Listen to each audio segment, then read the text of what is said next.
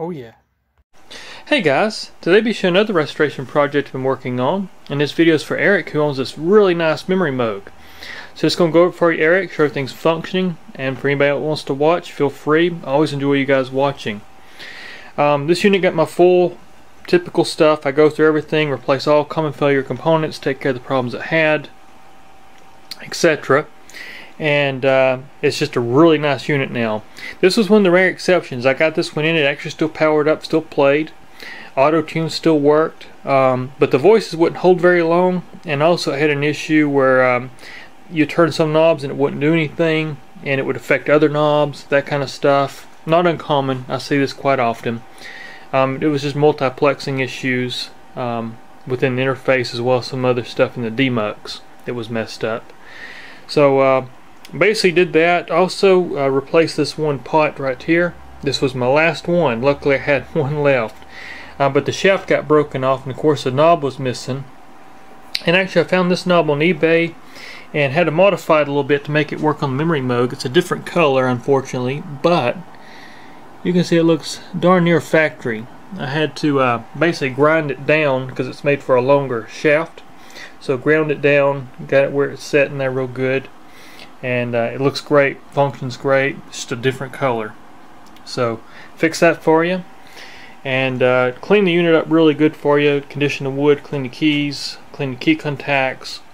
You know, just gave it my good overall. Actually replaced this panel with a new old stock. This overlay right here, it was damaged right here in the program number section. This was all dented in and cracked. So I actually replaced this interface panel with this overlay, and took care of that for you. Just cleaned everything up real good, and I'll walk you around just kind of let you see this unit. The wood turned out great. I also replaced this piece of wood here that was missing under the keyboard. This came from a donor chassis I had, and luckily I still had it with all the hardware, so I was able to put this thing in there with the original style hardware. So got that all cleaned up for you.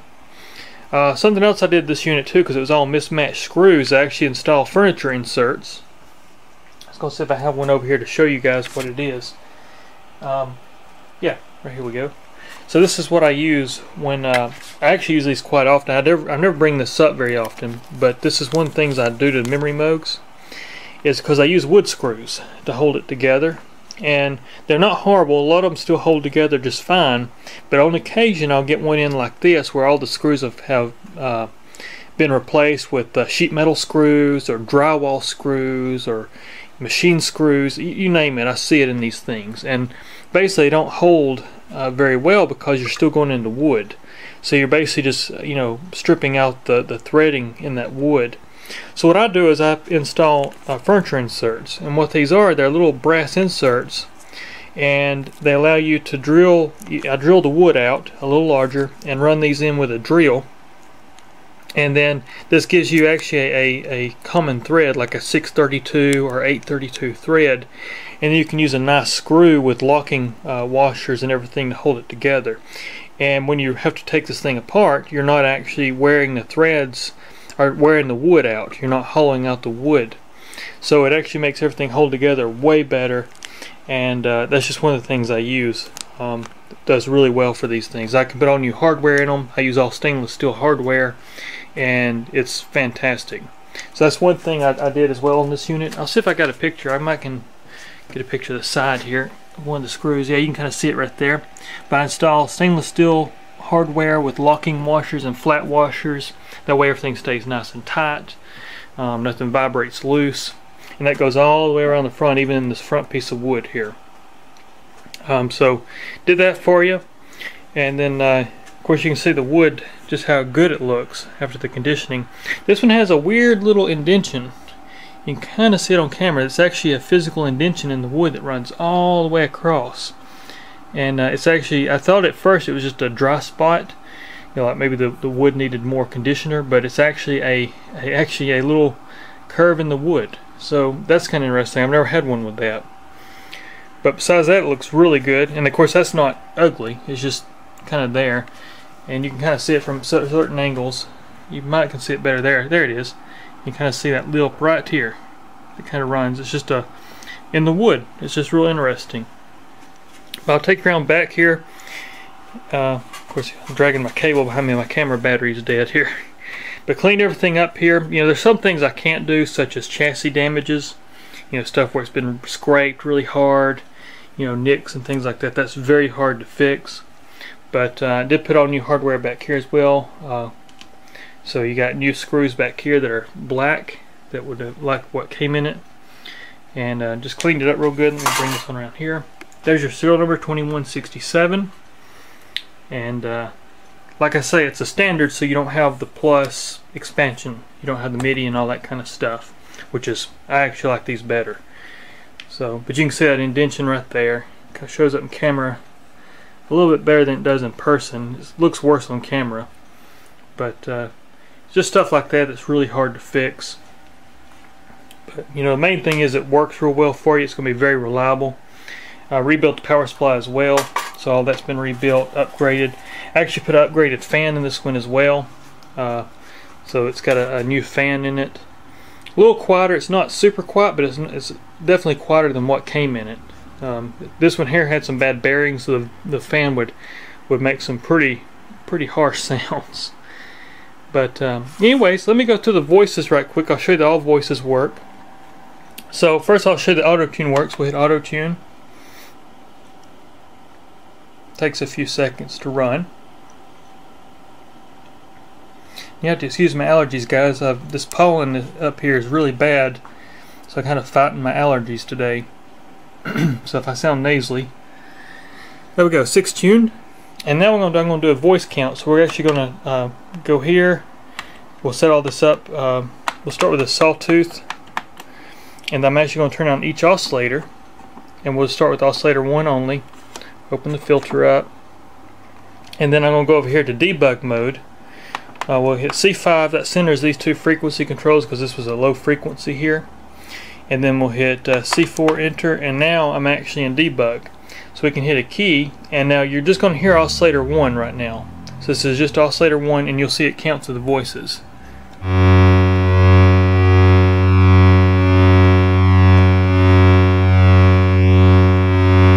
So there's oscillator 1 with a sawtooth. Go here and set this up. So here's oscillator 1 with a square wave.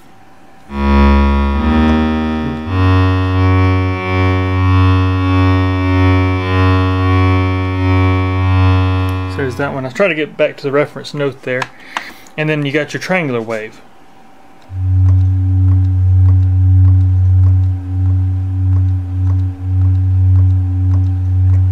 So there's oscillator 1. We'll turn on oscillator 1, oscillator 2, bring it up. And then here's oscillator 2, sawtooth. So there's oscillator 2.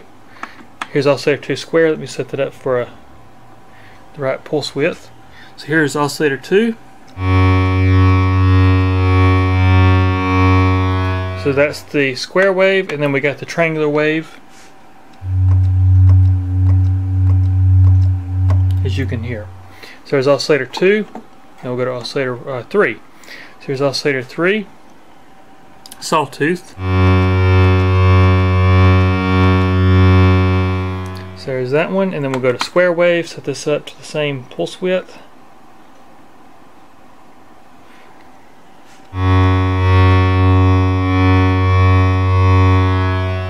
And then we got triangular wave.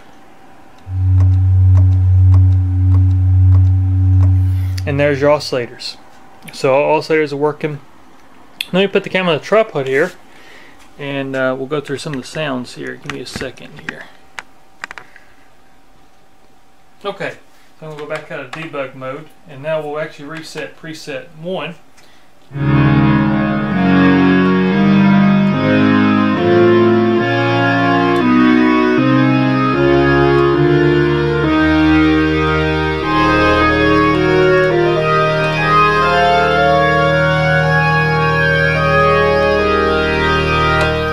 Preset 1. Your octave shift works.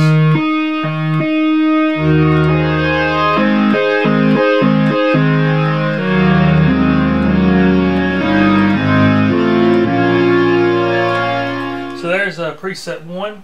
We'll just go through a few presets. Also, I'll show you also your filters work. Let me show you that right. We'll go back to 1. Turn the oscillators down.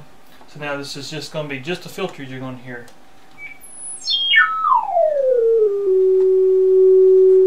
Just a hair there.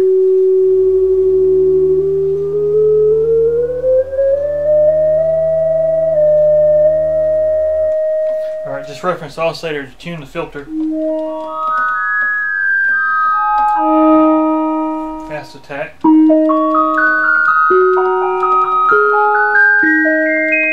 And that's all your filters right there. I'm just going through the filters.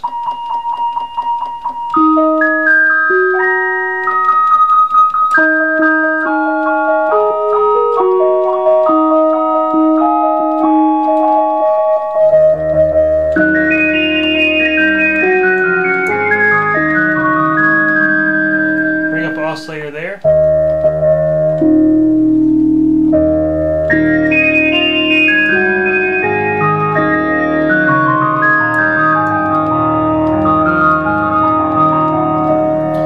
This actually a regular oscillator, and I'll show you that the frequency modulation will work inside your. So we can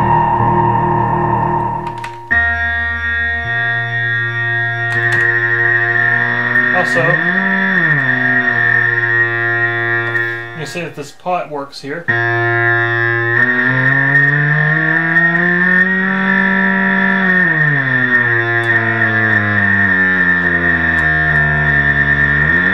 So you got a coarse and a fine frequency. So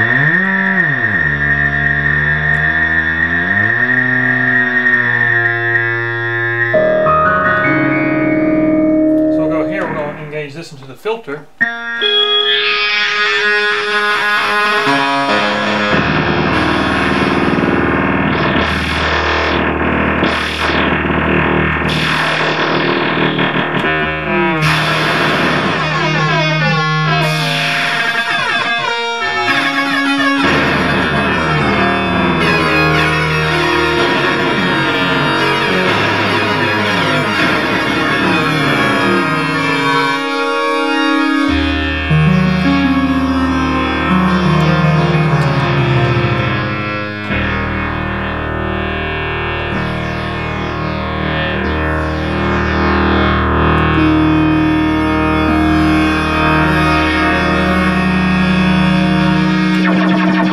It's a low frequency. So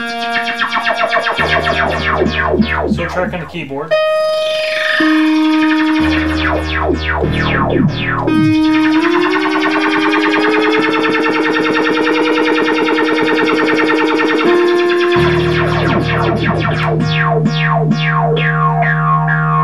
Control the mount by Oscillator 3 over here in your voice modulation.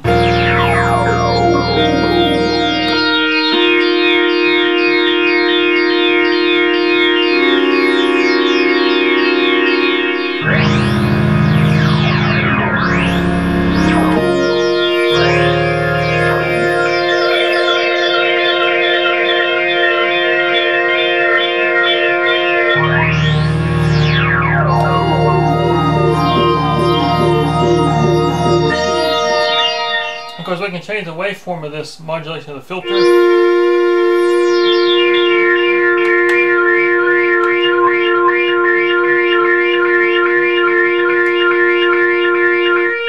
here, right there.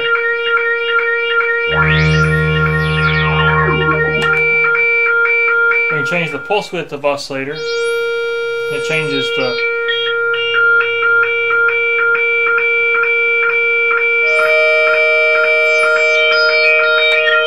combine waveforms.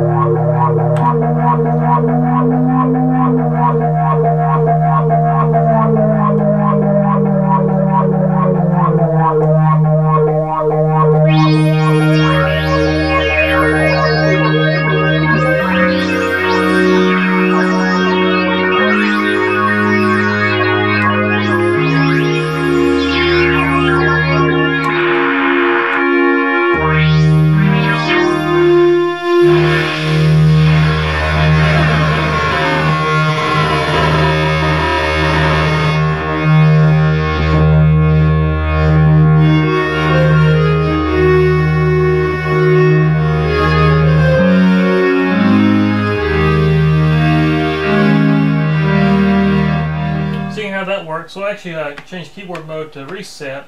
This allows you to play it like a monophonic source. We'll put a little glide on it. I'm just going to return to 0 on this.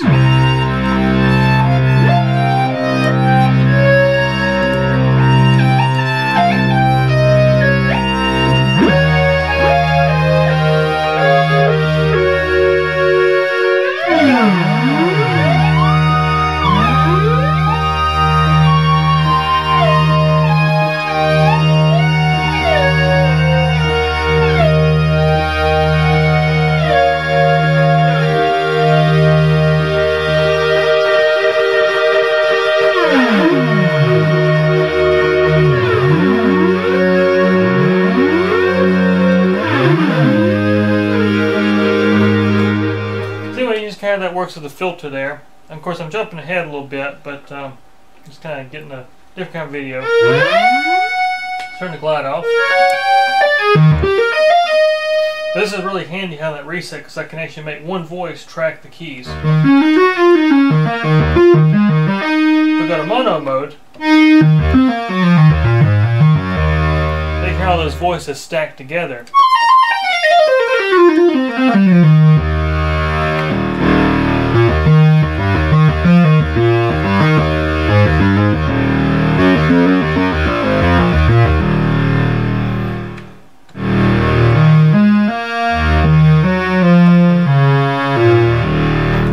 One voice. So that's pretty cool. We'll go back to cyclic mode. Now you can hear the voices will not play the same way. You know, I see it's got another voice with the keys as I play. But also I'll show you too, since we're in the voice modulation section also, I'll show you too that the all the functions work. So we'll turn on the oscillators. We'll actually do oscillator 1 frequency. Turn it off here in the modulation section. And now if we go here, you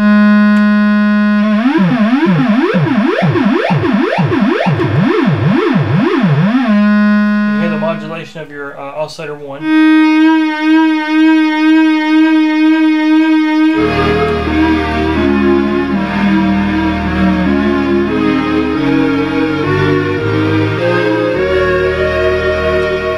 And what's fun with this actual feature is that it frees up your LFO. So we can put modulation of oscillator 2 frequency in the LFO and keep oscillator 1 frequency in oscillator 1. And basically we're still using oscillator 3 as just an LFO source. It's not an audio source at this moment. Now we get something like this.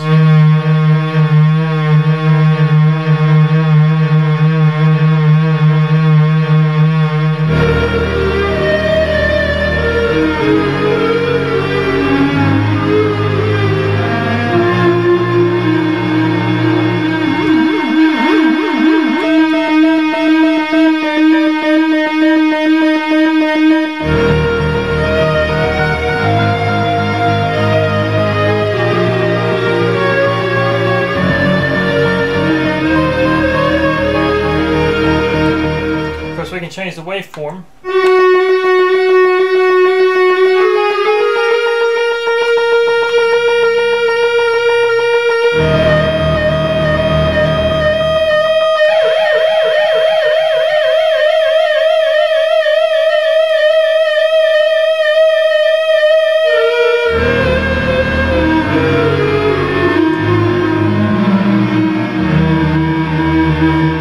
Anyways, you can just hear how crazy it gets.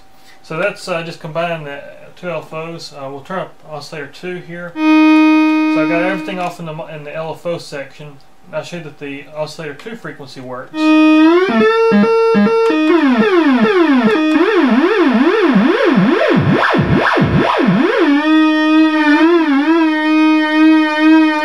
that's your oscillator 2 frequency. We got pulse width modulation of oscillator 1. So we'll go back to oscillator 1 here.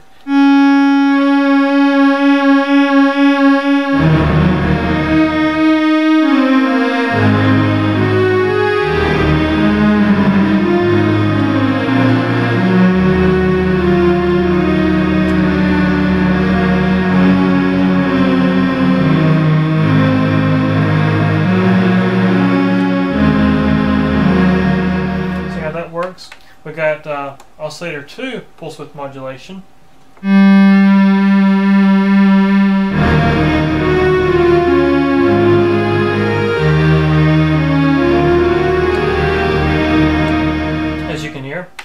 course we got the filter which you heard earlier. Close that filter up. And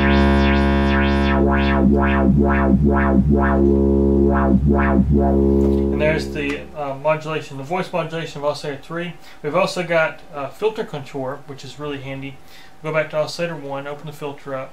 What this does, allows you to inject the envelope generator of the filter into the oscillators, pulse width, filter, etc. And you've got several controls here that's pretty cool. So first of all, we'll go here. Here's Oscillator 1 using the well,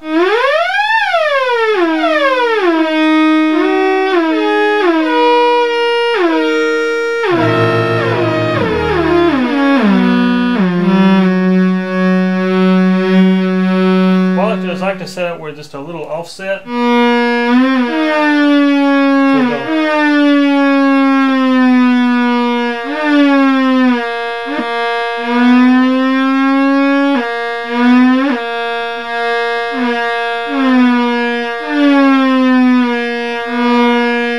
And then combine the oscillators. Get this kind of cool detuning effect.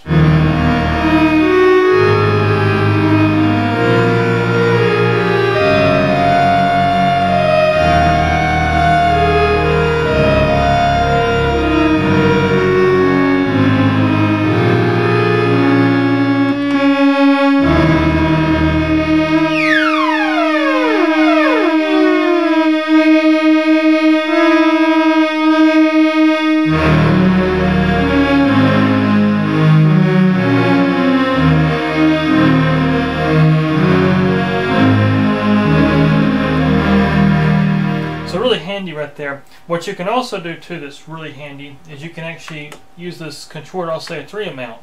And what that actually does, it'll actually engage some of the Oscillator 3 as it goes through the actual envelope. So like this right here, we'll go here. Go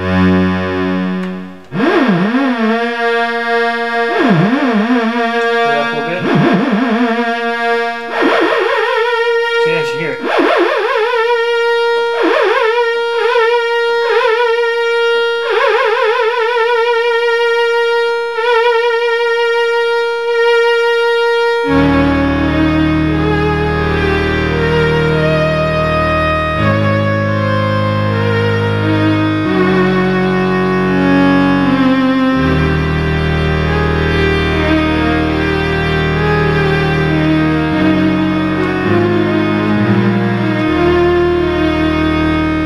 The other oscillators.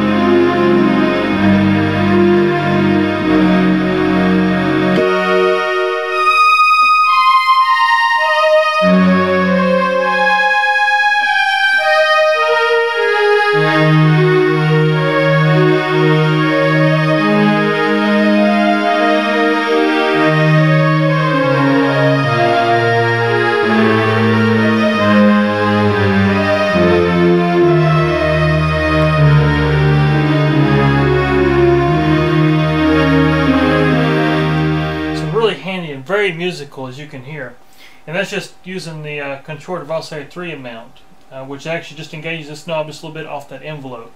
Pretty cool feature there. You can also invert this envelope. I'll go back here and just let you hear this inverted. So we'll hit the invert button.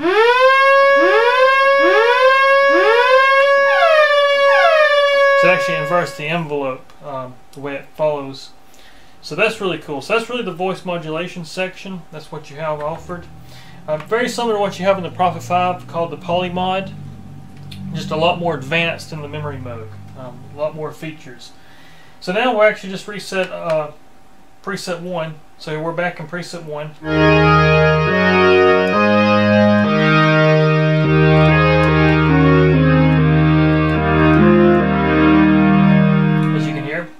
We got preset 2. This is probably my favorite preset. It's a really strong brass.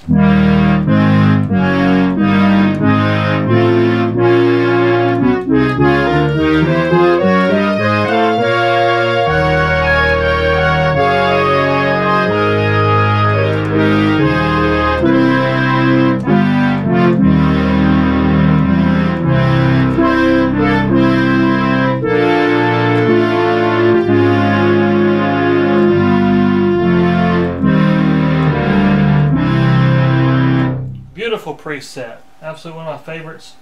We'll go through a few presets here. Kind of a vocal piece.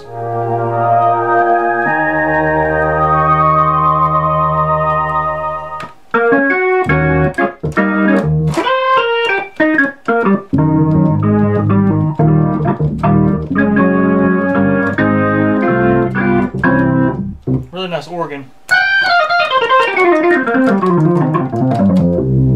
Really kind of raspy.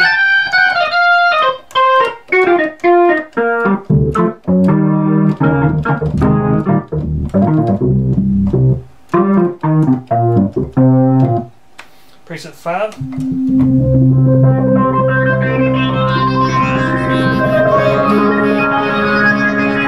Now that's an example of what I was kind of doing earlier, where I was using Oscillator 3 as an LFO source, still tracking the keyboard so you get those different rates.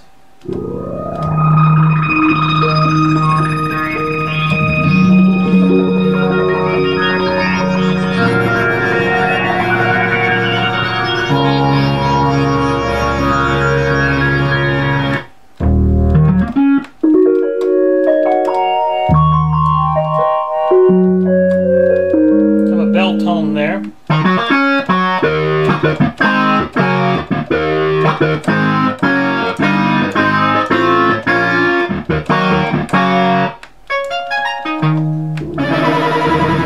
Also, we'll go to preset 0. This is one I built. This is the Prophet 5 take. It's a preset on the Prophet 5, but I really like how it sounds. So I programmed it on the Memorymoog because it has some similar features. So.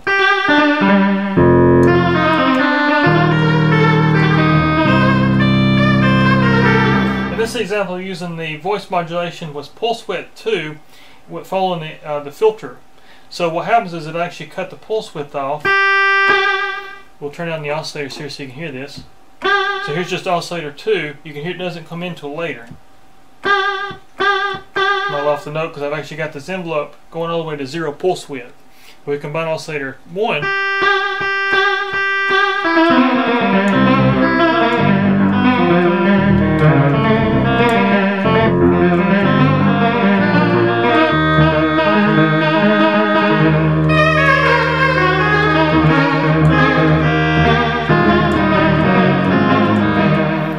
Really fun preset there. But anyways, I just want to take a minute here for you, Eric, and just show you that everything's functioning here. And once again, I appreciate you guys watching. Oh, one thing I did forget. Let me show you this right quick. I think my camera's about to time out. Let me go and reset it real quick. Okay, forgot to show you the glide here. So I'll show you that the glide works in both polyphonic mode as well as monophonic mode. There's 2 different glide circuits. There's a glide circuit per voice, which is really cool. So what I'm going to do first is get it all centered to a note. Make this a faster tag. We'll turn and glide up. And now you should hear all 6 voices go down to a key. And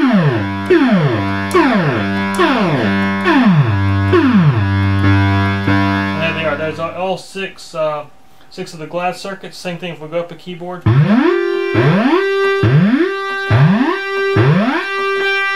I accidentally hit that note there, but you can.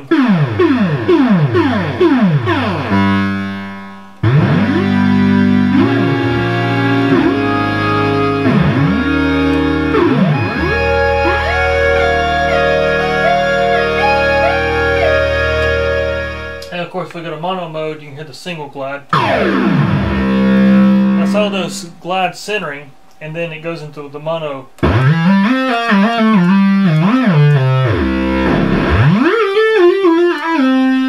Is a fun trick. If you have a Memorymoog, you can actually go polyphonic mode, turn a really long glide up, play some notes, and then when you hit mono mode and play a note, you'll hear all those glides go down.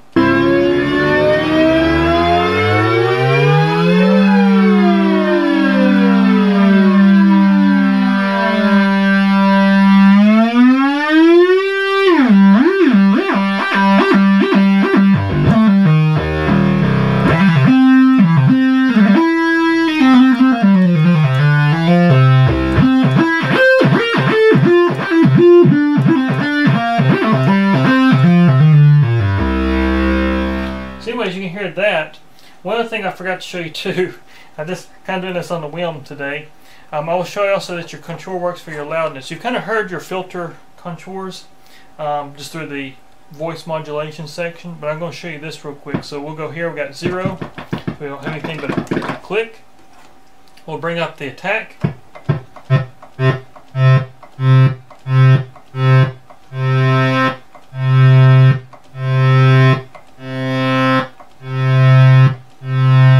Basically, we're still cycling through the voices, so you're hearing all the contours.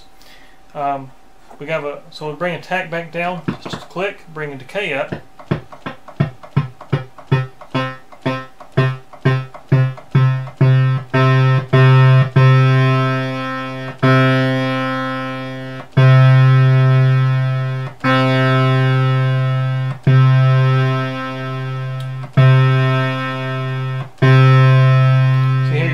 There. I don't have it set all the way, it'll go a very long time. We'll set decay all the way back to 0, just a click again, and then we'll bring up the sustain, which actually the sustain sets how low the decay goes. So here we can get that kind of percussive kind of stuff. Just a little bit of decay on there.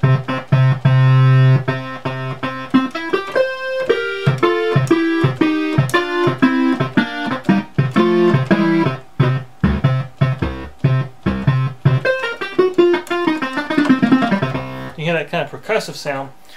Well, that will bring that up. Now we got release. So if you can see when I left a note, we have just a dead note. If we bring up release, and this is actually kind of where this really plays handy, having an ADSR, attack, decay, sustain, release. Actually going.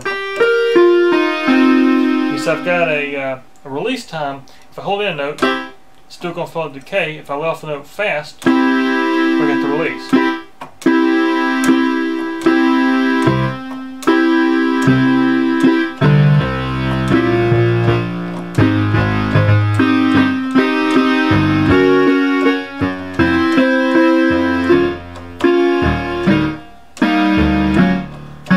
This is a fun way of playing this thing. You've also got keyboard follow, which is really cool. It's going to set a time frame.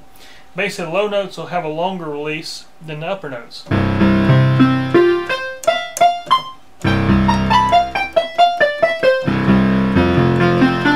If we set a longer release time,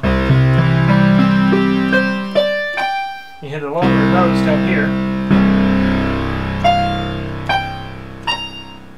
Shorter notes.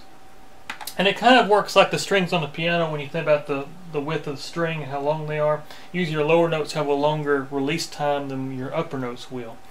That's kind of what that's simulating there. Then we got Unconditional Control. I'll show you this real quick. What that actually does, it means it's going to follow the ADSR no matter how I play. Really handy for some of the...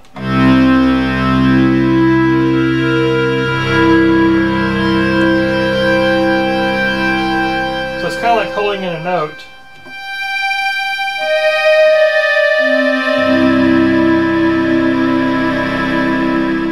Shorten up the release time.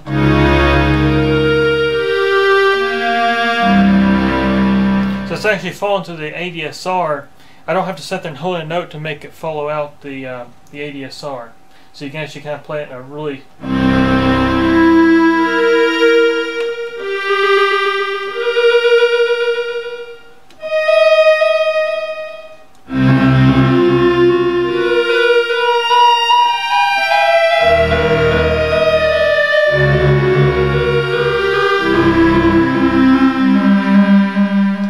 feature there, and then of course you got return to 0. Because basically anytime you play it's gonna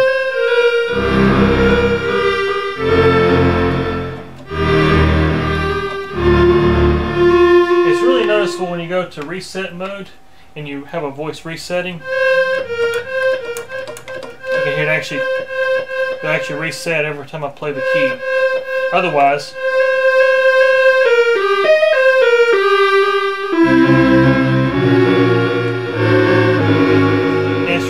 when you want something with a long release time, you have it.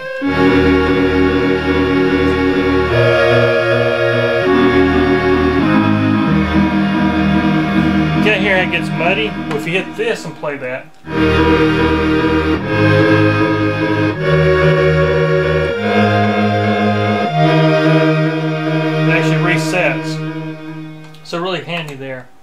But anyways, I just want to show you that real quick. I almost forgot to show you your envelopes for your loudness and your glide circuit.